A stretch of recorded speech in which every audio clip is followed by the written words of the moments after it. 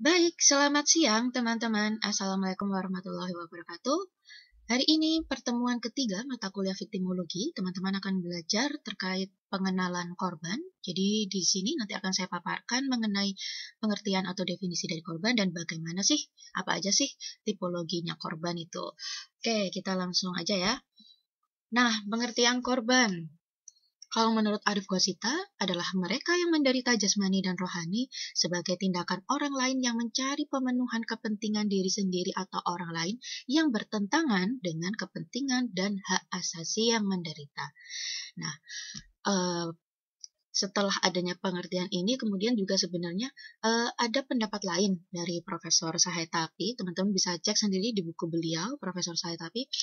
Nah, beliau juga mengatakan yang dimaksud dengan korban itu tidak hanya orang perseorangan loh, itu bisa juga badan hukum gitu. Karena kita tahu sendiri juga bahwa kalau kita sudah belajar kemarin ya di pengantar ilmu hukum, yang disebut dengan subjek hukum itu juga tidak hanya orang perorangan, tapi juga bisa badan hukum. Itu bisa menjadi perluasan makna dari yang dimaksud dengan mereka di situ. Kalau menurut Profesor Said, tapi di bukunya itu tidak hanya orang perseorangan, tapi juga bisa badan hukum. Oke, kita bisa lihat di Undang-Undang Penghapusan KDRT ya.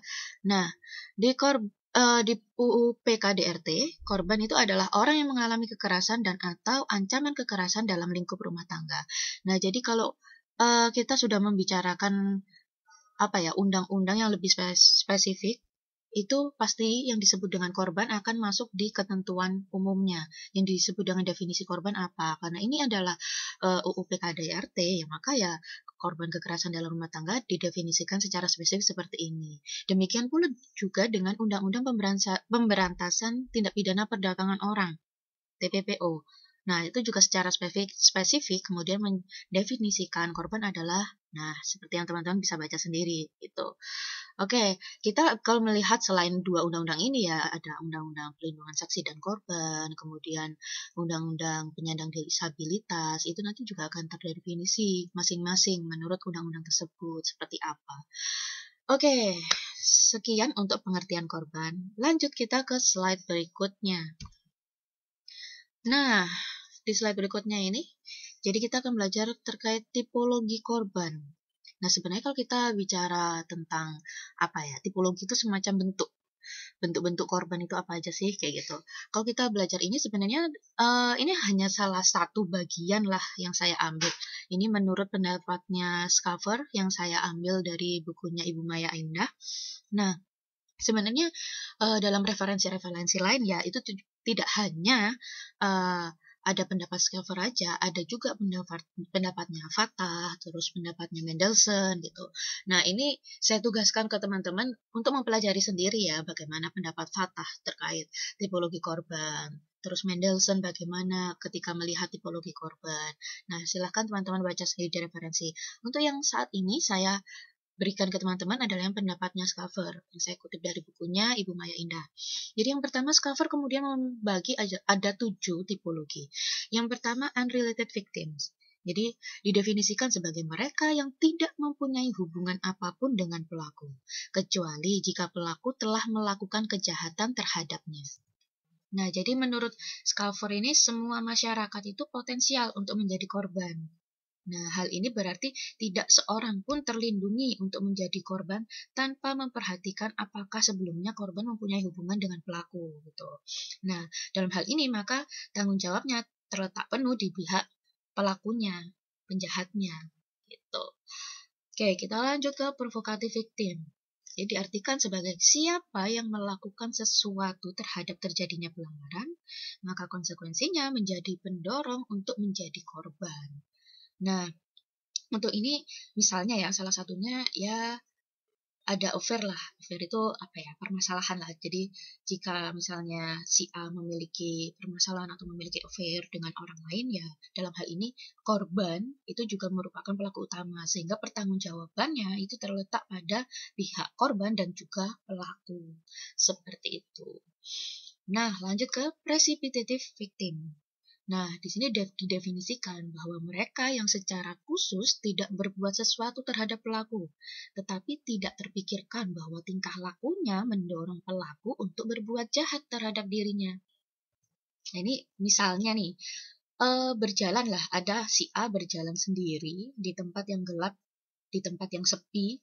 Nah, sehingga hal ini, kondisi ini kemudian mendorong seorang pelaku, anggap aja si B, untuk merampok atau melakukan kejahatan lainnya lah. Nah, di sini berarti pertanggungjawabannya sepenuhnya ya ada pada pelaku. Seperti itu.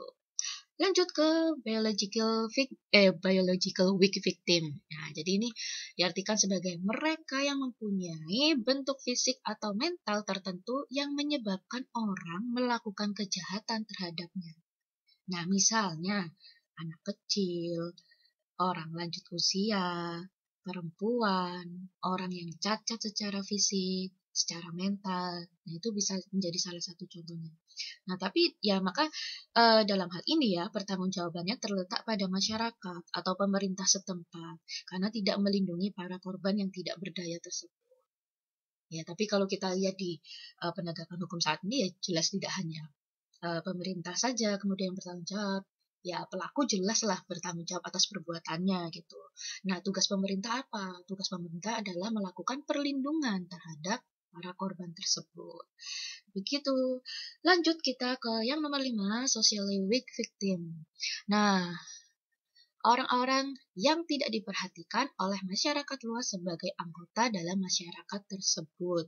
Nah, ini contohnya para imigran, atau mungkin para penganut agama tertentu, minoritas, suku yang mungkin minoritas dalam suatu lingkup masyarakat tertentu. Nah, sehingga yang mereka itu kebanyakan mempunyai mayoritas memiliki kedudukan sosial yang lemah di dalam masyarakat setempat gitu. Nah, dalam kondisi ini maka pertanggungjawaban penuhnya ya terletak pada penjahat atau pelaku ya atau masyarakatnya yang ada di situ.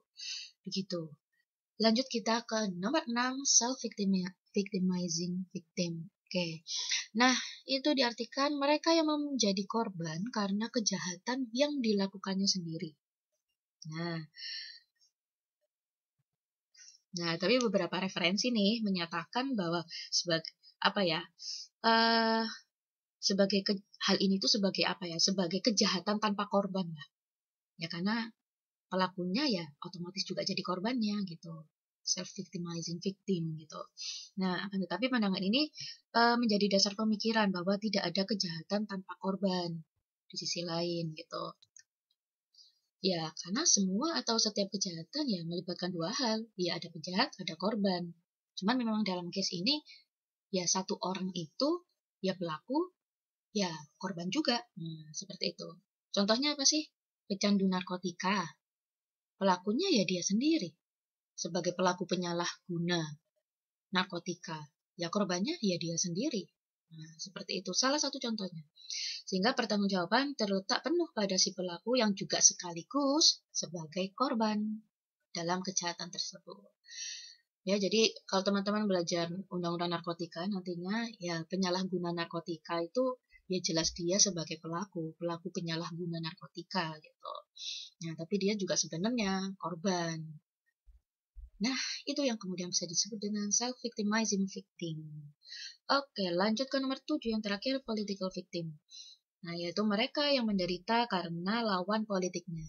Jadi, korban ini secara sosiologis tidak dapat dipertanggungjawabkan. Begitu, teman-teman, untuk penjelasan terkait hari ini ya. Nah, sebenarnya juga banyak yang bisa teman-teman gali dari referensi lain. Ada yang seperti saya tadi sudah bilang, ada pendapatnya Fata, pendapatnya Mendelssohn. Itu silahkan teman-teman baca sendiri di referensi jurnal, banyak banget kok. Nah, tapi sebenarnya kalau teman-teman baca yang sekarang menurut Scover, terus nanti teman-teman baca yang menurut Mendelssohn, menurut Fata. Nah, sebenarnya di dalam bukunya Ibu Maya Indah sendiri ini juga beliau sudah mengatakan bahwa sebenarnya pemikiran-pemikiran ketiga ahli tersebut ya hanya mencakup lingkup korban dalam arti sempit, berupa kejahatan konvensional. Nah, tanpa mengacu pada proses sosial yang terjadi di masyarakat. Gitu. Nah, tapi walaupun seperti itu, Ibu Maya sendiri dalam bukunya juga mengakui bahwa dengan mengetahui peranan dan karakteristik korban dalam terjadinya suatu tindak pidana, itu sebenarnya juga bermanfaat loh bagi penegak hukum khususnya dalam kegiatan dan usaha pencegahan kejahatannya. Nah, dan juga bisa memberi apa ya, seperti perspektif lah, perspektif dalam mempelajari peranan korban dalam kejahatan korporasi itu apa sih? Nah, tipologi tipe korban yang potensial untuk menjadi korban seperti perempuan, anak-anak, terus tadi juga ada kan lansia. Nah, itu dalam keluarga menurut Ibu Maya Indah sendiri itu bermanfaat juga sebenarnya untuk mengkaji berbagai realitas sosial dari proses viktimisasi yang kurang mendapat perhatian oleh masyarakat. Sebagai telah menimbulkan korban itu kurang dapat perhatian lah dari masyarakat. Nah, inilah kemudian yang bisa kita kategorisasikan sebagai manfaatnya viktimologi, ya kemudian bisa menjadi acuan buat para penegak hukum itu untuk melakukan pencegahan dan pemberantasan seperti apa sih dalam suatu tindak pidana. Nah, tapi juga pendapatnya Ibu Maya Indah ini itu juga ternyata kalau kita lihat ya bagaimana proses sosial dan juga realitas sosial ini, sebenarnya juga beliau secara tidak langsung kemudian memberikan suatu pandangan terkait pendekatan viktimologi yang sudah berkembang saat ini. Teman-teman kemarin juga sudah belajar kan di pertemuan sebelumnya, ada pendekatan positivistik, pendekatan radikal, sampai pendekatan kritis gitu, critical victimology. Nah, secara tidak langsung jika kita membicarakan realitas sosial, terus pengalaman empirisnya korban, proses sosial yang terjadi di situ, itu sebenarnya juga sudah sama dengan melakukan suatu kajian analisis, melihat sesuatu itu dari suatu pendekatan yang disebut dengan pendekatan critical victimology gitu.